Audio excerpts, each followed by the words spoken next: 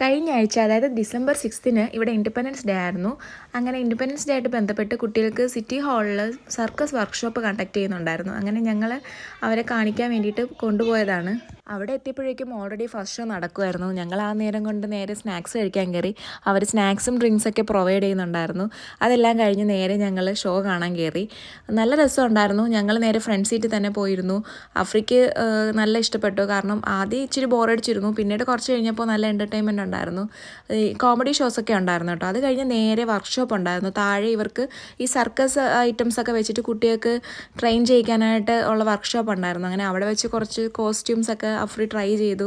അത് കഴിഞ്ഞിട്ട് അവിടെ ഉള്ള ഐറ്റംസൊക്കെ എടുത്ത് കുട്ടികൾക്ക് തന്നെ എന്തെങ്കിലുമൊക്കെ ചെയ്ത് നോക്കാമായിരുന്നു.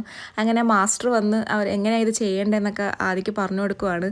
ആദ്യക്ക് ഭയങ്കര പാടായിരുന്നു അത് ചെയ്യാനായിട്ട്. അഫ്രി ഈസി ആയിട്ട് ചെയ്യുന്നുണ്ടായിരുന്നു.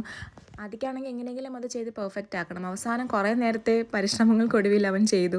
അങ്ങനെ അവർ രണ്ടുപേരും ചെയ്തതിന് ശേഷം ഞങ്ങൾ അവിടെ നിന്ന് ഇറങ്ങി നേരെ H&Mലാണ് പോയത്. ഞങ്ങൾക്കൊരു ബർത്ത്ഡേ പാർട്ടി ഉണ്ടായിരുന്നു. അപ്പോൾ ഒരു ഗിഫ്റ്റ് വാങ്ങിക്കാൻ വേണ്ടിയിട്ട് ഞങ്ങൾ കയറിയതാണ്.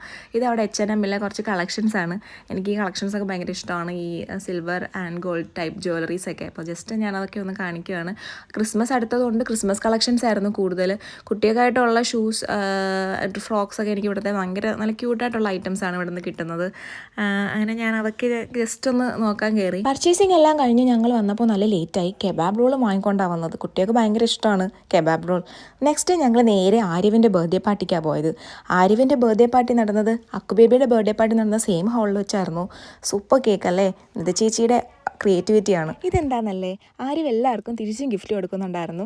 അങ്ങനെ കുട്ടികളെല്ലാവരും ഹാപ്പിയായി. ദെൻ നേരെ നമ്മുടെ കലാപരിപാടികൾ. 3 ടീംസായിട്ടാണ് കേട്ടോ ഞങ്ങൾ ഈ ഗെയിംസ് കണ്ടക്ട് ചെയ്തത്.